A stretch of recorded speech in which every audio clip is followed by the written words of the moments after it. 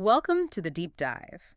Today we're jumping right into, well, frankly, one of the most confusing financial reports we've seen in a while, Meta Platform's Q3 2025 earnings. Yeah, it's a bit of a head scratcher, isn't it? Definitely. Because if you just scan the headlines, you saw one story, huge growth.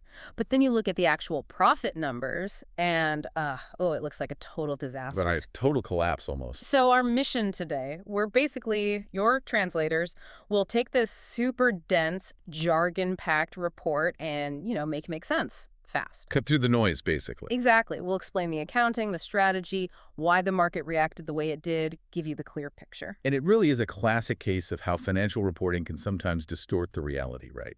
You've got these two narratives that seem completely at odds. Okay, lay them out for us. Story one, the core business is humming, accelerating even.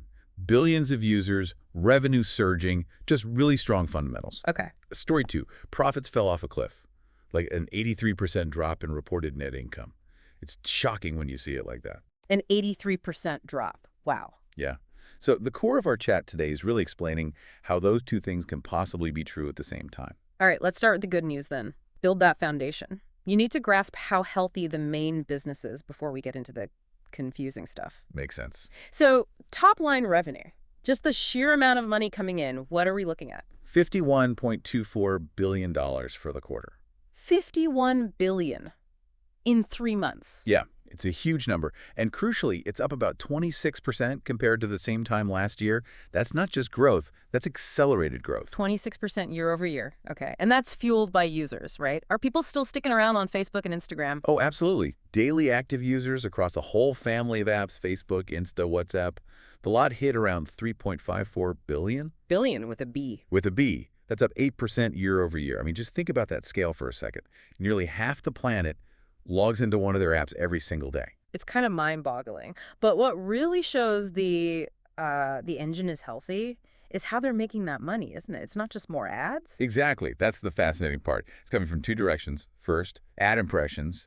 Just the sheer number of ads shown, they grew by about 14% year over year. That's healthy. Good. Okay, more eyeballs. But at the same time, the average price they charge for each ad also went up by 10%.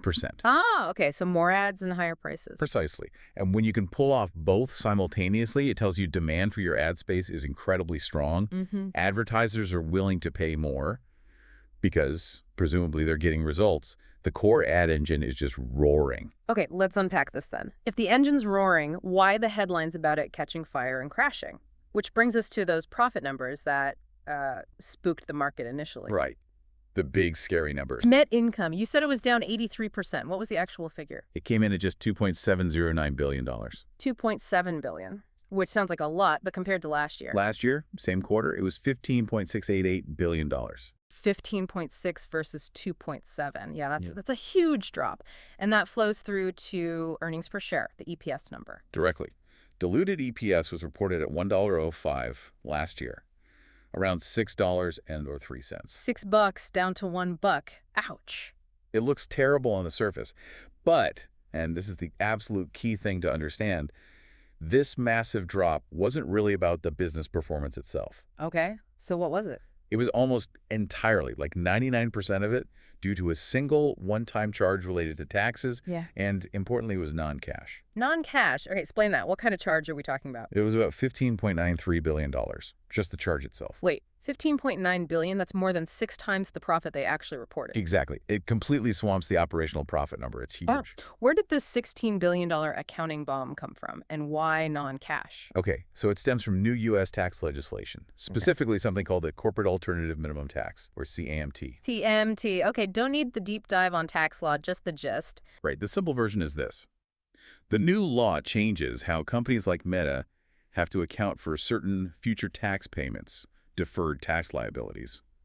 Because the law basically increases the tax rate they expect to pay in the future, they had to take a big hit now on their books to account for that future higher tax bill. Ah, okay. So it's like setting aside more money now for a tax bill down the road? Sort of, but it's not like they actually wrote a check for $16 billion this quarter.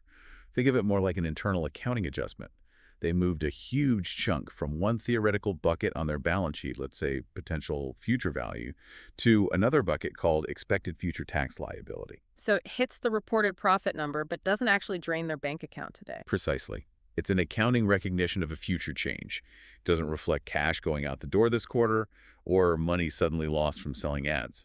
That is really crucial context, but are we sure this won't, somehow impact their ability to fund all these big bets they're making? Financially, no. It's treated as separate from operations because it is non-cash. And critically, it's non-recurring. It's tied to a specific law change, not an ongoing expense. Analysts basically just strip it out immediately. To see the real performance. Exactly. To see the underlying operational health. And when you do that, the picture changes dramatically. How dramatically? What would the EPS have been without that charge? Okay, so instead of the reported $1.05, if you exclude that $15.93 billion tax charge, the adjusted EPS would have been around $7.25. Wow. $7.25 compared to $1.05 reported. Yeah, huge difference. It shows the underlying profitability isn't just strong, it actually beat expectations. And just to really nail that point down, what about operating income? That ignores the tax stuff, right? Right. Operating income came in strong at $20.535 billion. Their operating margin was 40%, still very high. 40% margin. Okay, that clearly shows the core business is churning out cash. Immense amounts of cash. Okay, so the profit drop was mostly that tax quirk. But there's another cloud, isn't there? The spending. This part is cash related. Yes. Costs. This is the second big piece investors are watching closely. Because even setting aside the tax thing, their expenses are climbing fast. Total costs and expenses were, what, over $30 billion? $30.707 billion, yeah. Yep. And that's up about 32% year over year. So costs are growing faster than revenue right now. 32%. And they're hiring, too. Yep, headcount's also up 8% year over year. They're at about 78,450 employees now. So where is all this money going? This is where we get into Meta's huge bet on the future. It's almost all going towards building out their artificial intelligence capabilities. They're essentially trying to become a leading AI company, and they are spending, well, like crazy to get there. Focused on infrastructure, you said, like data centers. Exactly. Capital expenditures, or CapEx, the money spent on building stuff, servers, data centers, specialized chips. It was massive just in Q3, around $19.37 billion. $19 billion on infrastructure in 3 months. Huge sum. But the real eye-opener was the guidance for the full year. Right. This is the number that made people pause. What was it? They raised the lower end of their guidance. They now expect full year 2025 CapEx to be between $70 billion and $72 billion. $70 billion. $70 to $72 billion, yes. I mean, put that in perspective for us. How big is $70 billion? It's monumental for a company like Meta. It's roughly the entire annual defense budget of a major European country like France or Germany. Yeah. It's an absolutely staggering commitment of capital. And what are they buying with that? Just more servers? It's way beyond just standard servers now. It's specialized gear, custom AI chips they're designing themselves, brand new data centers architected specifically for training massive AI models, advanced cooling systems for all that hardware. Okay. And of course, a big chunk is attracting and retaining top-tier AI talent, paying those huge compensation packages. This isn't just upgrading. It's building a whole new foundational layer of computing for the company. And this level of spending isn't just a one-year blip, is it? Nope, definitely not. They explicitly signaled that expenses are expected to grow significantly again in 2026. Right. So they're telling the market loud and clear, this is a multi-year investment cycle. It's an AI arms race, and they're willing to sacrifice some near-term profit margin because they believe this is absolutely essential for their future. But can they actually afford this? $70 billion is a lot, even for Meta. Are they still financially solid? Oh, yeah, that's the other side of the coin. They absolutely have the financial muscle. They're still sitting on a mountain of cash and marketable securities, about $44.45 billion. $44 billion in the bank. Okay. And their free cash flow, the actual cash generated after expenses and investments, was still incredibly strong this quarter, around $10.62 billion. They generate cash like few other companies on Earth. So they can fund the spending spree from operations. Largely, yes. And to show confidence, they're still returning capital to shareholders. They bought back $3.16 billion of their own stock and paid out $1.33 billion in dividends this quarter. So the message is, yes, we're spending big, but don't worry, we're generating tons of cash and still giving some back. That's exactly the signal. Solvency isn't the issue here. The issue is the strategy and the cost of that strategy. Okay. Here's where it gets really interesting. Because despite the fantastic core business numbers that adjusted EPS of $7.25, the huge revenue beat the stock actually dropped quite a bit after they announced all this. It did, yeah, sharply.